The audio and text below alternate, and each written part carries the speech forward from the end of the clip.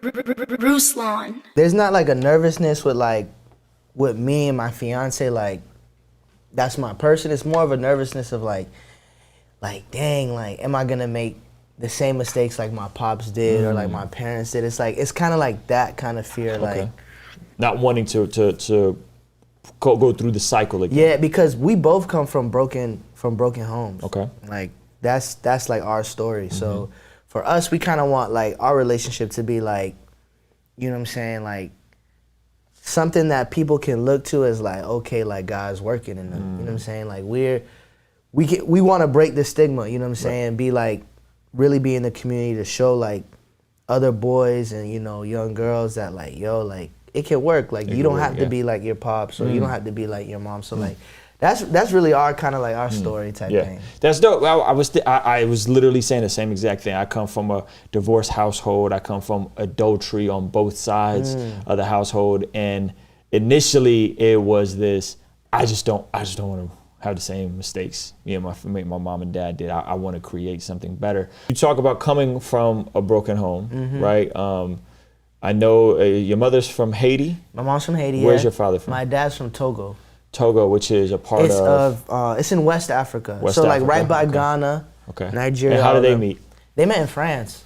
They met in France? Yeah, my mom was getting like her master's in France, and my dad was getting his education out there too. Okay. So they met over there. So they met over there, and then how did they come over to the States? Well, my mom was already a citizen. Okay. She was already a citizen in America. Already. She's a citizen. Yeah. Your dad's in France, and then because you guys lived here together, right? Yeah. So I think they got together, whatever, and then they moved to Miami. Okay.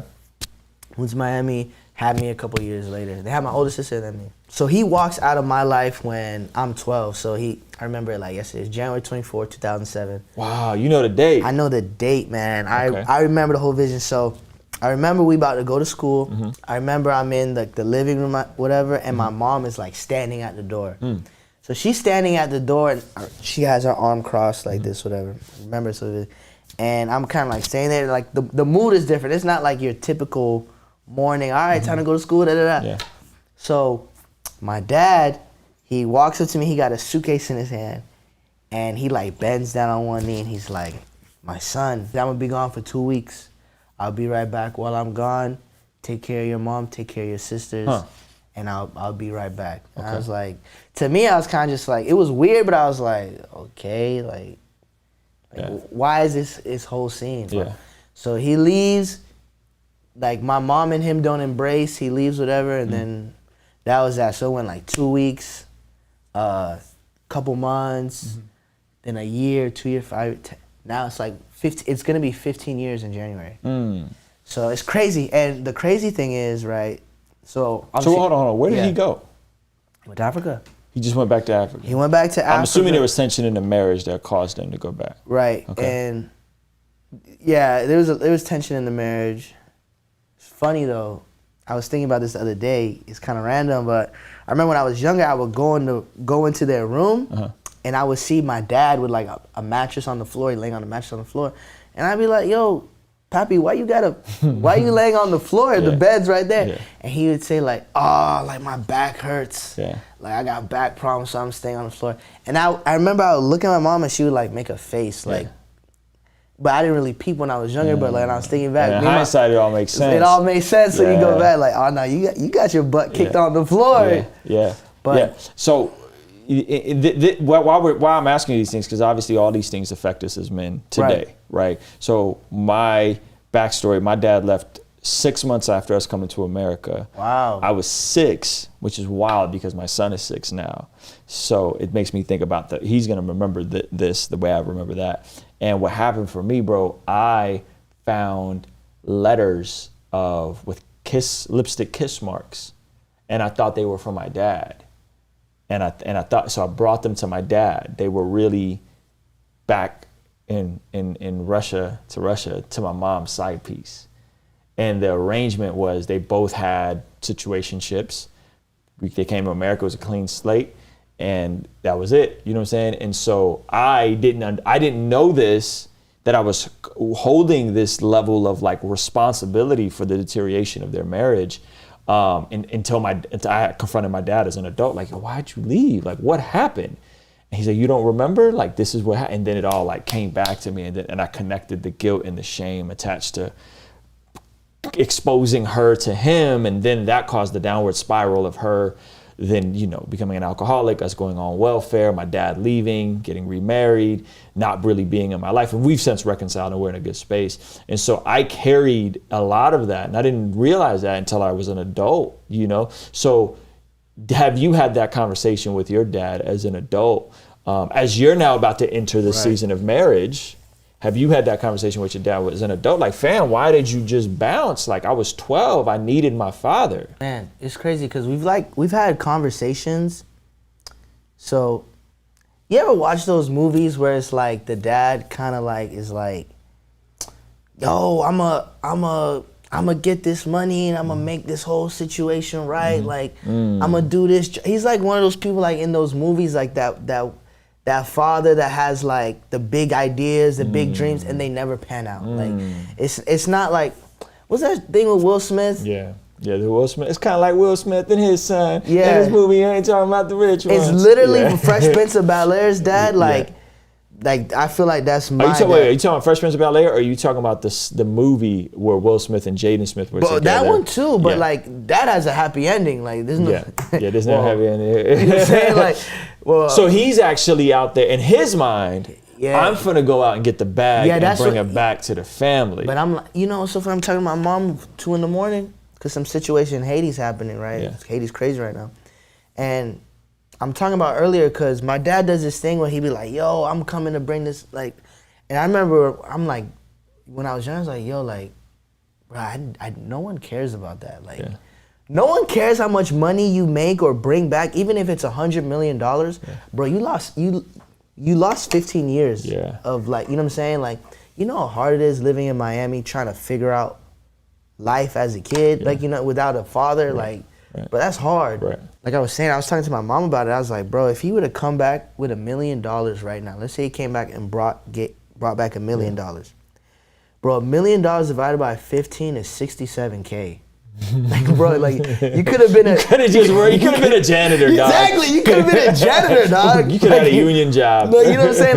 Like it was like, you know what I'm saying? So that's kind of like me, like, bro, like he's one of those. So in his mind, he's still out. Yeah.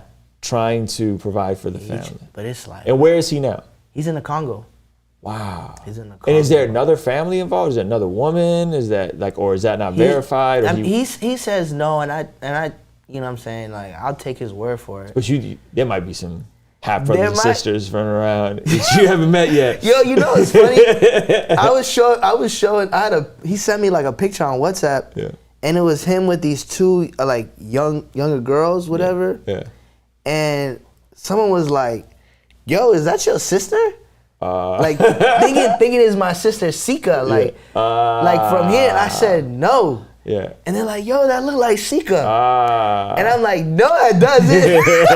Hey, yo. So there's a chance. I don't think so, bro. You don't think so? Okay. I don't. I mean, people probably on there like, "Hey, that's your sister." Wow. No, I don't think so, because he said, nah, like, and if there was, bro, it don't change how I think of him. Well, help me understand. He is out in the Congo. You guys are in Miami. Yeah. The superficial answer would be like, well, life is better in Miami than it is in the Congo, right? Or am I missing something? So with him, like, you know, like in Africa, there's a lot of like that oil and like. So there is opportunity outside the United States. That's like a very Western thing to say, right? So I think he, like, I remember when I was younger, like at 10, I'd see him. Yeah. He'd be on the computer and it'd be stuff about oil. I think about. So I think he's like trying to do stuff with oils. But I mean, come on, 15 years, bro. Yeah. Like. Sheesh. You are about to be married in what? 45 days, 50 days? 75 days. 70 days. Wow, my math is fuzzy, man. Fuzzy math. Young people watching this, maybe they're younger than you, maybe they're your age, maybe they're older. They're frustrated. They've gone through suffering. They've gone through trials. they don't know what they don't know. They don't know they have issues. They don't know the trauma from their childhood is flaring up and making them dysfunctional and toxic in relation, right? They don't know these things. And so they're watching this video, they're watching some of my other content. What advice do you have for folks in the dating scene, space, and how would you encourage people to get to a place where, one, you can heal, but two, you can move and build a new life and a new legacy where you don't repeat the same patterns? I would say, honestly, don't look for someone that's going to complete you. Okay. Because people will fail you, right? Okay. The person you love is going to fail you, your wife's going to fail you, whoever, your girlfriend, boyfriend, they're going to fail you. Like, look for God to, like, complete you, right? So that's I would say first. Like, get stable first. Get stable first. Deal through your trauma first. If you don't just get into a relationship, like, if you haven't worked through, we're always going to have things we're working through, but, like, make sure you do a lot of work before, you dump that on another person. Would you say if you don't do the work and you remain unstable, unhealthy, that you'll probably attract people like that to you? For sure.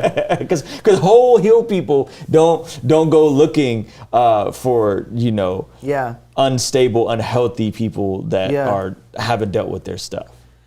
Unless they have codependency issues and they're trying to be fixers. Or if they're like, or if the person is manipulative and they know how to hide their stuff, then they could maneuver in a way till you don't really know until you're in it, type thing. But really, like, work through your demons. Really work through the stuff your traumas that you're going through, like, before you hop into something. And also, I would say like go 100%. Like, you know what I'm saying? Like, you don't want to get 50 and they get 50. Like, my coach Isaiah used to tell me, like, nah, you want someone that's going to give you 100%. So make sure y'all both are going 100%. And I think the last thing, be with somebody that you could, like, build something together with. It's like with me and my fiance, is like our vision, like, for our family is like, we want to be a light, be able to impact our community with our gifts with our giftings in our community, in our friends, in our family. We want to be able to impact them,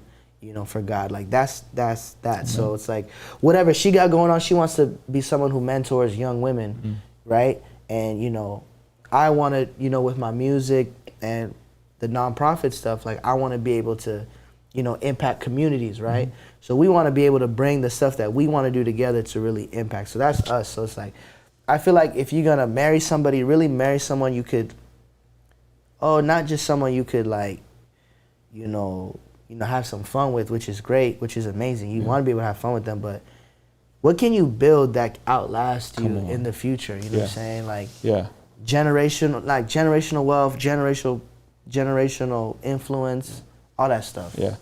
Yeah, that's good. That's some real good game, man. And people are gonna say it's not possible, but I say it all the time. I look around my life and I see young people left and right getting married, building marriages, building families, building legacies, building homes. And I think it's possible, but I think you're totally spot on. Do the work first. Do the work on yourself, because taking that into marriage will complicate marriage, and we're all gonna take something, right? But at least you're self-aware and those triggers and all that kind of stuff. Kingstream Entertainment. Yo, thank you so much for making it to the end of this video. If you found it valuable, considering giving it a like and subscribing. This month, I'm releasing the Love What You Do collection, and to celebrate, I'm doing a 3-day virtual event to help us go from learning to love what we do to ultimately doing what we love. By the way, it's free, so hit the link in the description to grab your seat today.